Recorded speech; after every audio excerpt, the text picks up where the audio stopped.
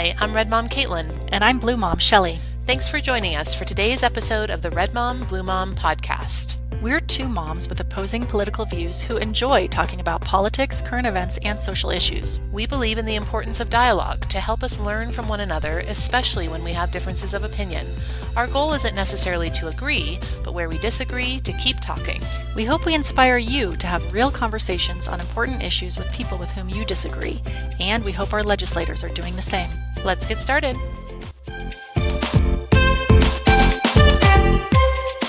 Hi listeners, it's Red Mom Caitlin. We hope everyone is enjoying their summer so far. We're so happy you're joining us for this second lightning round episode. As usual, there is much to discuss in the world of politics, current events, and social issues, and we really like these lightning round discussions to give us the opportunity to talk about a variety of issues within one episode. So let's get started with our first topic.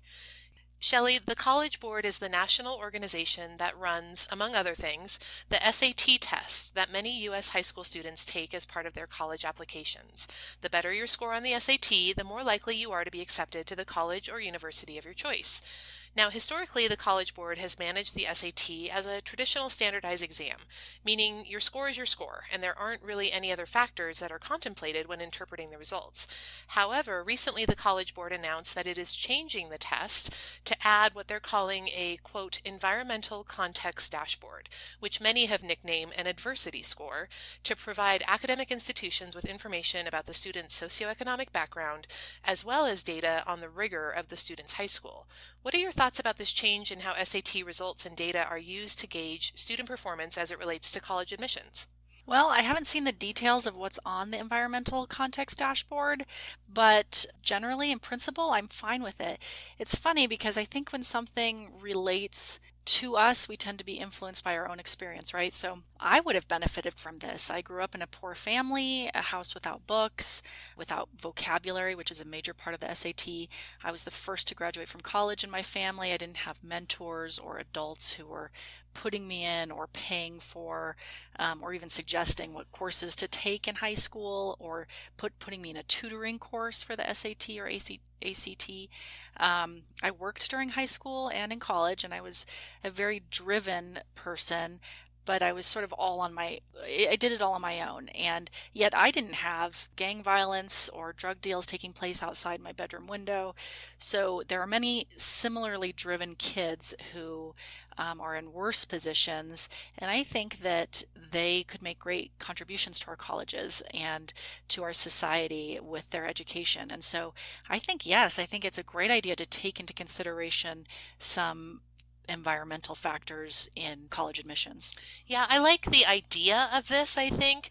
I do agree with what you just said and giving a little bit more context maybe around a student applicant's socioeconomic or home life or all of those different things that you just mentioned that affected you personally. I get that it seems like a good idea. I think that the challenge is that it seems like it might add a lot of subjectivity to what has historically been really purely a merit-based test. And I think adding this adversity score, which some are calling it, it seems to put a lot more power, I guess, in the hands of universities to kind of use this score to maybe artificially manipulate the makeup of their students, especially from a racial perspective, even more so than they already do. And I think many of our listeners will know, and I think you know this, Shelley, Harvard has a lawsuit right now that some are claiming that they've been using racial discrimination against Asian American students based on kind of similarly subjective and what I would call squishy criteria, right, around like sociability, things like that. So I think it gets a little bit complex about who's making those decisions. Well, I agree. I think it's only as good as the people who are going to implement it. And so we'd probably both have to know a little bit more about what exactly is going into that score. And maybe there is some objectivity. Maybe you get a certain number of points based on XYZ, and maybe it could be really fine-tuned. Maybe we'd both agree on it, because I think I agree with you that in certain instances, affirmative action where it ends up possibly discriminating against, a young white man. I don't like that either, but I do think that diversity in schools is so valuable. But what this this looks like it's doing is not necessarily racial, but socioeconomic. No, And and so you're I right. think our colleges could really use some more diversity in terms of socioeconomics. It's so expensive to go to school You're now. definitely right there, and you're correct. And I should be clear for listeners: this is expressly not a racial score, and it's not giving any indication of the student's race. But it is some of those socioeconomic factors and other things that potentially could help get an idea of what the student's race is. I mean, there could be some Sure. assumptions made there, which that may be wrong or right. But you're right; it's not a race-based score. It'll be interesting. My understanding is that the College Board has started to test this already with a small group of colleges and universities here in the U.S. But that going forward, it's going to be just kind of part of the new SAT as well as the ACT, which is the other college admission score, college admission test. So it'll be interesting to see what, if any, impact that has, negative or positive, going forward. I agree. I think it'll be interesting, and I think it will be great if we can see some more socioeconomic diversity in the schools. And next step is we need to help more kids pay for college, but that's another We topic can for talk another about day. that a different time. Caitlin, we're recording this episode just before the United States women's national team plays in the final match of the World Cup against Netherlands. And I know you and I disagree on whether the U.S. women's national team should be paid equally with the men's team. I strongly think they should be. And President Trump has actually declined to comment on that point. But he did get into a sparring match with one of the team stars, Megan Rapinoe, who commented, "I am not going to the effing White House." What do you think about that or other athletes declining to visit Trump's White House? Yeah, I would say overall, I've been kind of disappointed with the women's national soccer team, and some of our listeners may not even know that we're talking about soccer. Hopefully they do. But I've been kind of disappointed. I really haven't been watching any of the games. And as you know, Shelley, my boys play soccer, your kids play soccer. So it's certainly a sport that I enjoy, but I haven't been watching the games.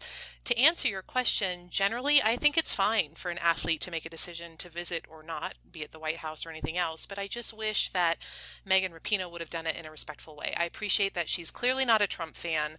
She's been very vocal politically for many years. But to say it that way, to say I'm not going to the effing White House when she's a role model for so many girls and women, I found that part of it really disgraceful, in my opinion. Well, she did apologize for the expletive, but then she stood by her other comments. She said, my mom wouldn't have appreciated the expletive, but she sort of eloquently explained that the president doesn't stand for what she thinks her teammates stand for, and that she doesn't want to lend their platforms to that. I think they're a national treasure. I hope they win tomorrow. I commend her for kind of using her platform to describe her differences with the president. Yeah, I do find it funny that she made that comment before an offer to visit the White House had even been extended. And I think Trump actually did the right thing in his Twitter response, at least that was what I saw, which was basically to formally invite the team, win or lose, but also criticize her for being disrespectful of her country and her flag and her team. And I think that Megan Rapinoe, of course, has every right to her political opinions. I think the issue for me, though, is that she is representing the U.S. as an American on an international stage, and I think that deserves a level of honor and respect more so than she and her teammates have seen. Now, I don't know, maybe all of Megan's teammates agree with her politically, but I don't know if they do. And I don't like the fact that Megan has kind of emerged as this figure almost speaking on behalf of the entire team. I don't know if they all agree with her on these points or not. Well, what was it that you found to be that you didn't like about the team in general, you said? Yeah, they've been widely criticized, as I'm sure you saw, about maybe what some would consider kind of a lack of sportsmanship after that Thailand victory, where I think the U.S. team won like 13-0, and they were very celebratory after every goal, which I don't begrudge them celebration, but it seemed to be a little bit over the top considering it was such a crazy victory, 13-0. Megan has been known in the past to not stand for the national anthem. She's been very vocal a couple years ago about supporting Colin Kaepernick on that. And again, it's fine for her to have that opinion, but I think between kind of the unsportsmanlike antics, I guess I would call them, and then some of this political, antics, again, to use that word, for me as a viewer, even though I'm a soccer fan, that has really turned me off to their journey this year. Now, did you watch that Thailand game? I just saw clips, and then I saw the Because clips of the celebrations. because the media was especially hard on them, and I watched that game and I disagreed. I thought the media was acting in a sort of sexist way. They celebrated each goal normally, the way any sports team celebrates goals and the way any soccer team celebrates goals. No different. They were perfectly sportsmanlike. They were very kind to the Thai team after they won. They, shook hands. Their usual thing. They're always good sports, this team is. So I was disappointed to see the reaction, to see that characterized as arrogant, because they were just celebrating normally. They were held to different standards than a men's team would be held. You're in the World Cup. This is the biggest thing in soccer. And so to not jump into each other's arms after a goal or after the game is absurd. I even heard one commentator on Fox say that he didn't think they should have scored so many goals, which is absurd. I mean, you're in the World Cup. The amount of goals that you score matters in terms of whether you're moving on. I thought that the media was way too hard on them in a way that I think is gender based. I think that women are expected to somehow be more subtle or more humble or something than men's sports teams Yeah, are. perhaps. And perhaps there was a double standard. You're right that I didn't watch the game. I just watched the clips. I do think, though, that, 13-0 in a soccer game is a pretty high scoring game. Often, World Cup games tend to be 3-2, 4-3. I mean, it tends Which to be was the single reason digits. to celebrate. Yeah. They're No, they're and an amazing team. again, I think the U.S. women's team, from a talent perspective, from a soccer ability perspective, they're incredible. I think Megan Rapinoe is an incredible soccer player. I just don't like her as a representative of the U.S. team making comments like that with the expletive, which I know that she's apologized for, not standing for the national anthem. And I was curious to know from you, Shelley, one of the pundit sites that I like to read identified what I thought was an interesting question about Megan Rapinoe, and then we can move on to our next topic. But this idea that the U.S. team is the official team, right, of the United States. It's not like it's a local franchise NFL team that's privately owned. I mean, it's the national team. Do you think there's any moral inconsistency on the part of Rapinoe? Here she is refusing to sing the national anthem. She was kneeling for a while, and then I think the Soccer Association said every player has to stand. But if she thinks America is that terrible that she won't even be bothered to put her hand over the heart or her heart rather, or honor the flag and the country, should she be playing for the national team? If it's that bad, is there any inconsistency there on her part? No, absolutely not. You and I have talked about this. I think kneeling for the national anthem is a fine way to protest. She does not think there's anything terrible about the United States. People who kneel for the anthem don't think that there's anything terrible about the United States. They're proud patriots. They're proud to be Americans. She's an extremely patriotic person. What she's doing by kneeling is supporting the national protest against police brutality with respect to people of color. There's some inequities in the criminal justice system with respect to people of color. While police officers are, for the most part, fantastic and good at their jobs, there is an inherent bias sometimes in all people, including police officers. And as a result, sometimes people of color get treated horrifically. Sometimes they have lost their lives as a result. The idea behind the kneeling protest is to bring attention to that, because racism is something that it will become less if we acknowledge it. So I think it's very important to acknowledge police brutality, and it's a very patriotic thing to do. I think it's an American thing to do, because I think it gives us a chance to all think about, does the anthem mean the same for everyone in this country? Are people, do people have equal rights?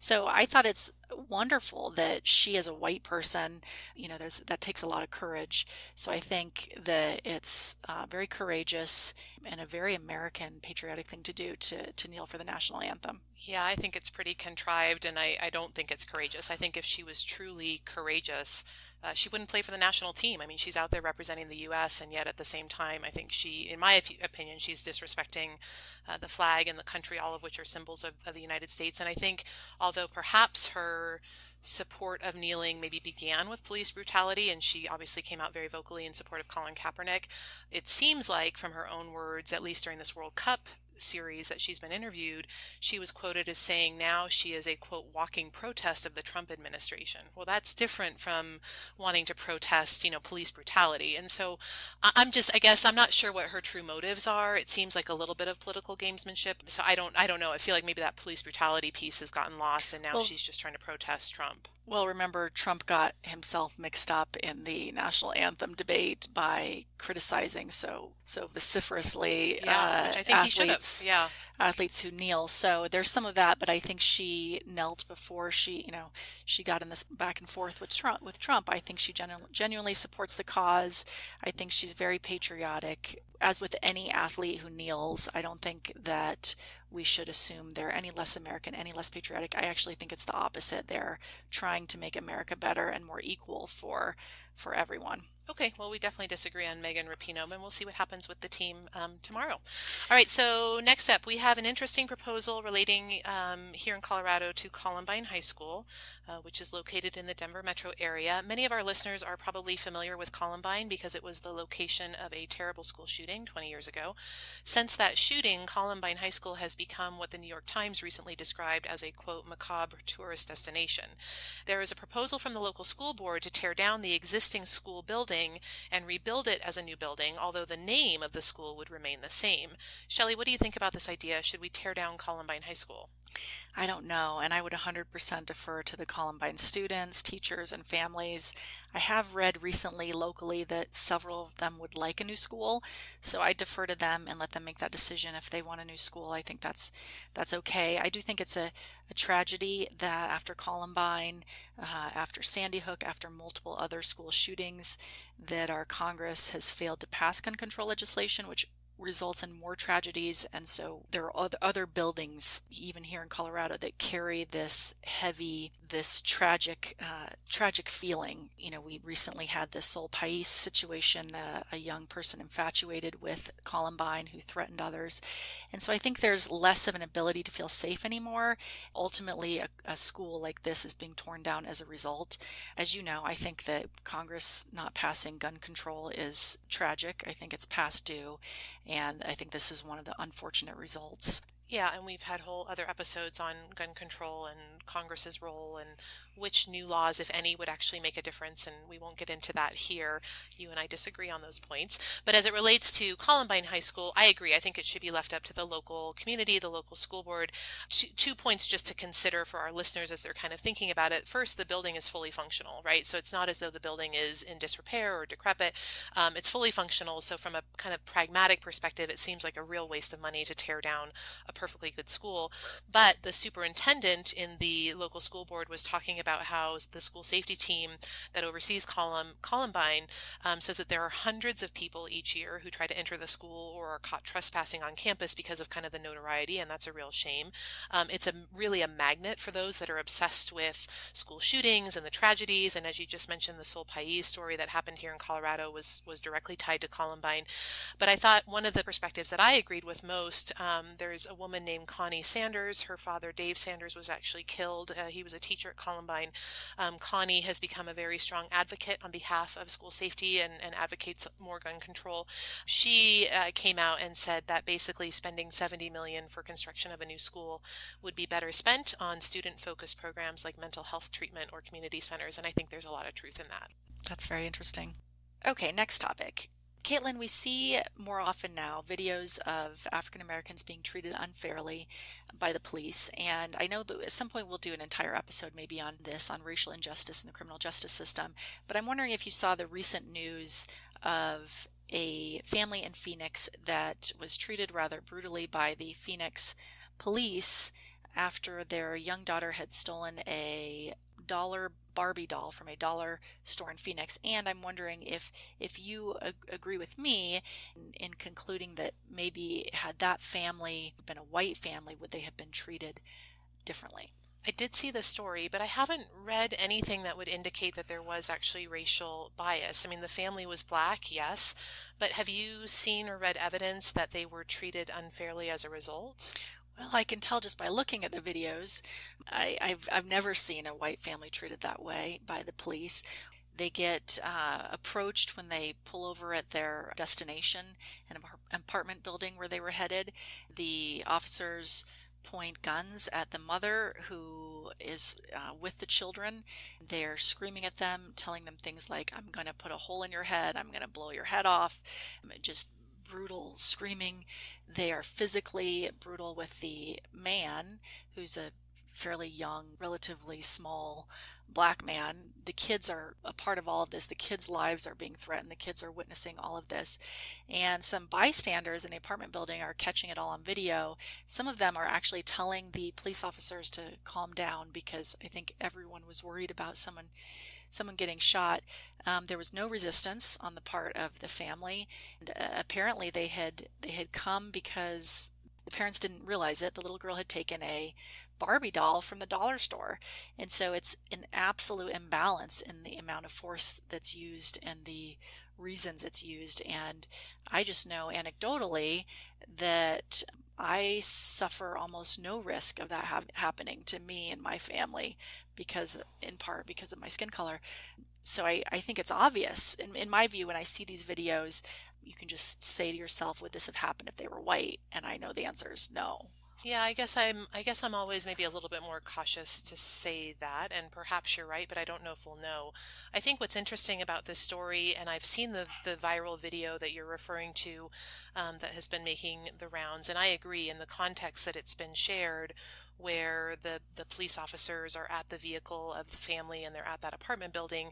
I agree. It's scary, it's intimidating, it seems way over the top in terms of their response. But as I was reading more about the story, it sounds like there's a little bit more to it that perhaps hasn't gotten as much coverage in terms of what happened prior to that. So what actually happened at the dollar store, what happened en route to the apartment complex. I guess my point is I'm not entirely clear on ultimately what all the facts are. So as an example, police are reporting that when they left the dollar store, there happened to be police there for another shoplifting incident, and then they were called for this incident with the Barbie doll, which I agree seems like a very small transgression. But the police talked about how, the car along the way, it sped out of the parking lot. They wouldn't talk to the police. They stopped at one point. One of the women got out and ran. The police then followed the vehicle into that apartment complex. The police are saying that the officer actually gave a lot of verbal commands for the occupants to get out, and that the occupants were refused, that they were loud and verbally abusive. So I think it just depends on, have we seen Where all did of you the read video? that? I'm curious because I read a lot of stories about this and I didn't Yep, read any of this is that. all coming from, there's an article on a New York website called Pix11, which I'm assuming is probably a local TV channel. It's titled Phoenix Mayor Apologizes After Cops Pull Gun on Family. So this says, in a statement, Phoenix police said that the incident began when an officer was advised by store employees of shoplifting and was directed to people getting into a car.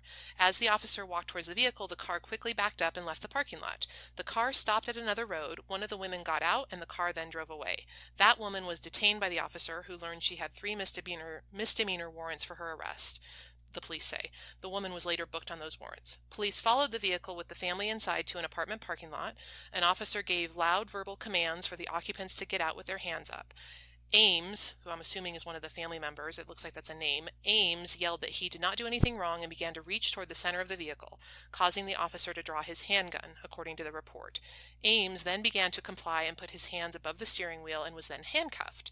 The officer gave commands to Harper, who I think is the woman, still inside the vehicle, to put her hands in the air, but she refused. The officer feared that she was hiding something or was reaching for a weapon, according to the police. The report also says that Harper was loud and verbally abusive and refused police commands. So this is very typical of some of these stories that we read about or hear, where the police side of the story is that maybe there were guns, and then it makes you, as the reader, say, oh, well, the police have a very hard job, and we can understand, being nervous if you're ever in danger.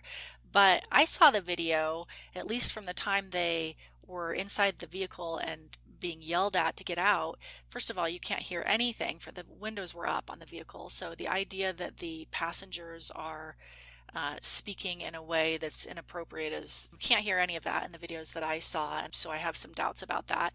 Secondly, you could say that about anyone that you wondered if they had a gun. This family did not have a gun. They were unarmed. This was all about a Barbie doll. There's no other story here. I mean, you and I both saw the videos. You didn't see any resistance on the family's part, any yelling by them, any resistance by them, any bad behavior by them. they were scared, and the woman who has the baby is scared to death. And at one point, the officer tries to take the baby from her, and then the bystanders are trying to maybe get the baby out of the line of fire. They're pointing their guns at her, telling her, "I'm going to put a cap in your head," in front of these children. You don't see anything in this video about any sort of non-compliance that at all rises to the level to have justified this. And so I think it's funny that, depending on the news source or the telling of the story, how sometimes in these cases that's what you hear. You hear some sort of justification. There's no justification. If a family is leaving a dollar store and the issue is whether a child stole a Barbie doll, no family should be treated like that. No, but the And police I don't didn't think, know that at that point, right? And I'm not trying to justify what the police did. I agree that well, it they seems like knew it was that they were overreacting. following someone for a Barbie doll. They had no other information to think that there's anything else that this family had done wrong. Except that the car, apparently, according to the report to the police, the car had stopped. A woman got out. She was chased. What's wrong with that? What's wrong with dropping off a woman? Clearly that woman, I'm guessing that she didn't want to have an encounter with the police, so she asked to get out of the car when they realized the police were following them. Yeah, I guess she ran away, which doesn't seem... But what suspicious behavior does this family, once you get to the apartment building, this family with the child who stole the Barbie doll, what suspicious behavior have they engaged in? None. Nothing. I don't know. I'm not the police. They had no body cams, apparently, so I'm not necessarily saying the police's account is correct. I think it sounds like this officer, or maybe multiple officers, have been put on suspension. They're going to investigate. That's probably the right thing to do. I'm just, it's not that we need to decide whether there was racism. I just think, can we assume that people have biases, police officers have biases, sometimes based on color of skin, and that can affect the way sometimes, in this example, a family like this is treated. Yeah, people definitely have biases. I'm not disagreeing with you there, but I do feel uncomfortable making an accusation that was a factor here. I just don't know if we know enough facts. Even after you saw those videos. Yeah, because we haven't seen anything that happened prior to that. So I don't know. I mean, I don't really have skin in the game on this either way. I'm just saying I think that viral video, like I said, it's scary, it's intimidating. I feel terribly for that family, but we don't really know what led up to that. And unfortunately, there's no video of any of that. So I think they're doing it the right way in terms of doing an internal investigation. I agree. It's just that I think that we have a responsibility to acknowledge that race, color of skin can be a factor that might have led to the use of unnecessary force. And I think by acknowledging that, that's how we maybe improve the situation. Yeah, and I actually view it a little bit differently. I think we have a responsibility to wait until we know all the facts, until making any assumptions. Because there is no data about the officer. There was no data in any of the reporting around any visible bias, I guess, for whatever that would be, right? Like using pejorative terms or things like that. So I acknowledge that there's bias, but I also think we are so quick to make assumptions in this world that we're living in, and assigning racism or racial bias. That may be the case here. I don't know. My point is just I don't feel like we know enough facts, and there is a difference, I think, between maybe not a difference, but I think there's what's shown on the video. I agree that's terrible. It looks horribly frightening.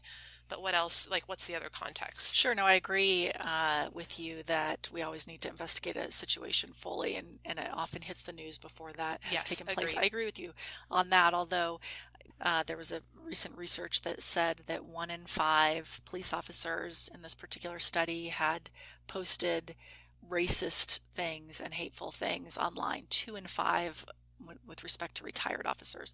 So that's 20 or 40% of police officers who have even posted racist things, let alone people who might have some biases that aren't vocal about them. Yeah. So I think it's important to acknowledge, not to accuse, because it's certainly not all officers, and there are more good officers, I'm convinced, and they're very difficult jobs, and these are difficult situations they're in. But I think as a society, and this I think comes back to the anthem protest in some ways, it's important to acknowledge that this is an issue, acknowledge that people have biases, whether it's intentionally racist or not. It's biases involving people of color possibly being more dangerous than they actually are. this family with the Barbie doll was not dangerous, and there was no reason that they should have been treated like that. Yeah, based on your view of the video, I understand why you feel that way. I just don't think we know all of the facts. And I would say I think the vast majority of law enforcement are the good guys. I think it's more than just, most are good, but some are bad. I think the vast majority of law enforcement are good guys. And so I admit I tend to side with them. And until we know more facts, I'll be interested to hear what the full story is, I guess, as it comes out. All right, Shelley, our next topic. So we are now living in a world of corporate wokeness when it comes to progressive social issues, and the most recent example is Nike. Many listeners may have seen this story from just a couple days ago, earlier this month in July. Nike was planning to release an America-themed shoe for July 4th, which featured the American Revolutionary flag from Betsy Ross on the heel. Now, Nike partner, ex-backup NFL player, and in my opinion, all-around scumbag, Colin Kaepernick, got word of this. He is a partner of Nike, as I mentioned, and apparently he called someone at Nike to voice his concerns about the flag representing an era of slavery, and also that the flag had been adopted in the modern day as a symbol by white national groups. Nike capitulated to Colin's request. They pulled the shoe back from distribution, and I'm interested to hear, Shelley, if you agree with their decision. Well, on this, I don't care too much. Conservatives were already boycotting Nike because Yes, it that's supported Kaepernick in the anthem protests. It's just a new reason to continue the boycott against them for some people.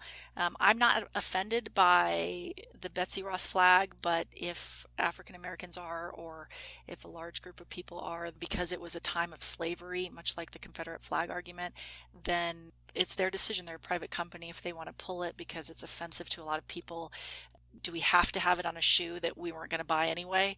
I don't see a need to force Nike to issue certain designs. That's not our prerogative. It's a private company. The flag is part of our history, but if it's something that's hurtful to possibly millions of people because it connotes a bad time in our history, certainly I think we probably agree that slavery need not be celebrated with statues or flags. Then why memorialize it in the name of patriotism? Because celebrating slavery is not patriotic. So it's again, it's up to Nike. So if they're willing to face the boycott to, address this social issue, I'm fine with that. Yeah, no, I'm not proposing at all that anyone forced Nike to manufacture this shoe. You're totally right. They can make this decision. I just think it is such a stupid thing for them to do, especially considering that all of the news reports basically say that it's Kaepernick that made a call and kind of voiced his concern or his displeasure. I'd be very interested if someone would ask Mr. Kaepernick if he had the same concerns when the Betsy Ross flag was flown at Obama's first inauguration, if he had the same concerns about it being a symbol of oppression and slavery and adopted by white nationalists. I just think Colin Kaepernick, in my opinion, I obviously don't think very highly of him. I think he is completely misrepresenting the history of the Betsy Ross flag and why it was created and what it means, what it represented. You're right, it was created during an era of slavery. That's a part of our history that we can't erase or forget about. But I think the fact that Nike, I'm disappointed in them. It's disappointing to me to see corporations kind of bend over backwards to appear, again, I call it, being woke or having this wokeness, which is kind of the new nomenclature for that. I just think that it's so stupid. They are alienating a lot of consumers in the US who view this as nothing more than just a political stunt, and I think it's pretty disappointing. Well, remember that some of this is about acknowledging something. And like I say, I personally did not know that the Betsy Ross flag might be offensive. Do you feel the same way about the Confederate flag and Confederate statues and the disputes that have gone on with respect to that in the last couple of years? That's interesting, and like taking down Confederate statues and things like that. I don't know. I'd have to think about that one a little bit more. I think the Confederate flag, I guess, in my own opinion, I can understand a little bit more readily why that would be viewed as offensive.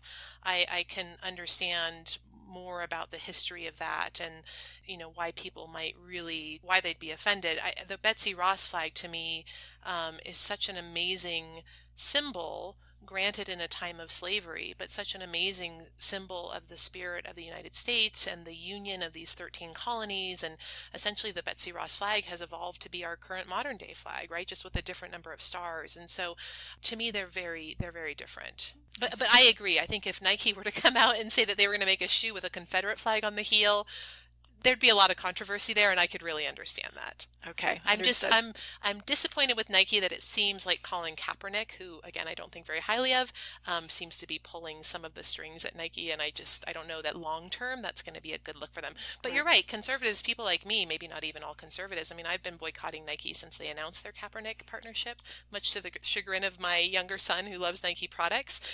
So you're right, consumers can vote with their wallet, and I think that's the right thing to do, and we'll see if Nike makes any changes going forward. We'll see. And I think Kaepernick became the leader of a large social protest that initially he did not mean to become. But like I say, I think it's interesting to bring awareness to these issues, Well, and I think and I'm on glad he's doing that. and kind of like what we just talked about just quickly on the Megan Rapinoe story, I think the same is true for Kaepernick, meaning I'm not sure what he's protesting anymore because initially it started out with police brutality. You'll recall, or our listeners may recall, that Kaepernick was spotted when he was still playing for the 49ers, San Francisco 49ers. He was wearing the socks that depicted, police as pigs. That was when I kind of had it with him. And then it's evolved from there. But it seems like he initially was protesting because of police brutality. And just like Rapino, I don't know what he's protesting with the Betsy Ross flag, other than it represents, I guess, this era of slavery and oppression. No one's trying to suppress that. No one's trying to hide that.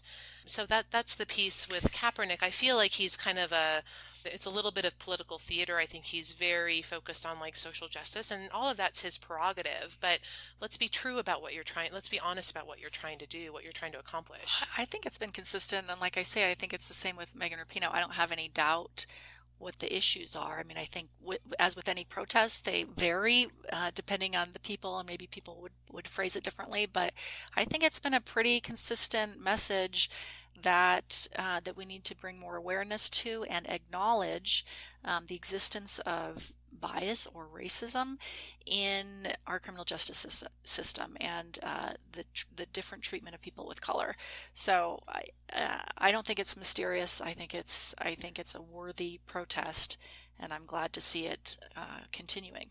Yeah, maybe. I guess I don't see it with as much clarity. I think police brutality and maybe racism within the criminal justice system to me is different than kind of a blanket statement against the era of slavery and then again this issue of white nationalism. I realize that there are certainly some common threads that connect those things. I just don't think Kaepernick, and we've talked about this before, my biggest issue with Kaepernick is I don't think he can really articulate what he's trying to fight against, and I find that very disingenuous on his part. Caitlin, last topic before we wrap up. Did you see the Dalai Lama's comments on how he thinks any successor to him, if a woman, should be attractive? I did see it. I know that he's apologized. He has apologized, or his office apologized, but the if you saw the video on the comment, he apparently said it previously in 2015, and he has said it sort of repeatedly. So I have to think that he actually thinks this way. And I guess I was surprised. What he says is that if a successor to the Dalai Lama was chosen who was female, that she ought to be attractive. He goes on to say that if her face looked a certain way, and he kind of does a mimicking of it, that people wouldn't want to see that face. He thought that putting on makeup and having an attractive face was an important role of the job. Even when questioned with respect to how that could be seen as offensive to people, he kind of stuck by it initially. I'm wondering if you were as surprised or sort of offended by that statement, even coming from someone like the Dalai Lama. I'm definitely not offended. I don't think it's that big of a deal. I almost wonder if he was trying to be, and I'm trying to give him some credit here. I don't know if he was trying to be self-deprecating, like maybe he feels like he's unattractive and that maybe if there was someone who was more attractive, they might be able to do a better job of spreading the message. I mean, I don't know. I know I'm grasping at straws there, But but you saw the video. I saw the He video. doesn't. I don't think he's referring to that at all. If He's that's what he saying thinks, it's that fine. It definitely doesn't offend me. I take no offense at it. even though he's applying the standard to only women, not to men. No, it doesn't bother me.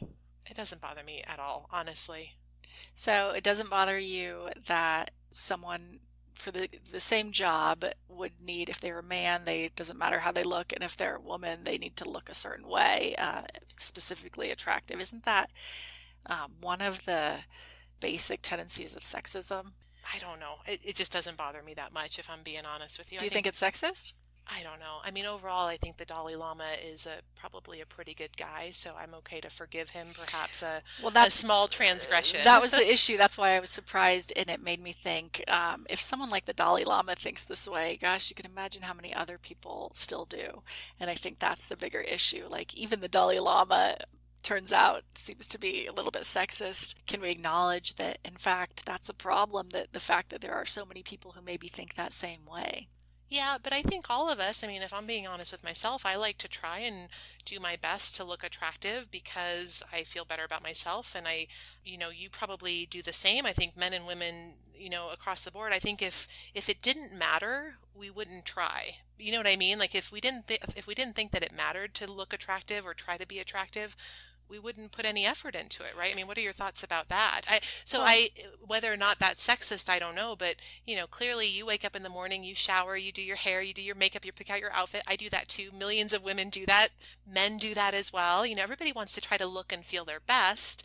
That to me is not inherently sexist, right. but are we kind of contributing to that sexist? We probably are, I don't know.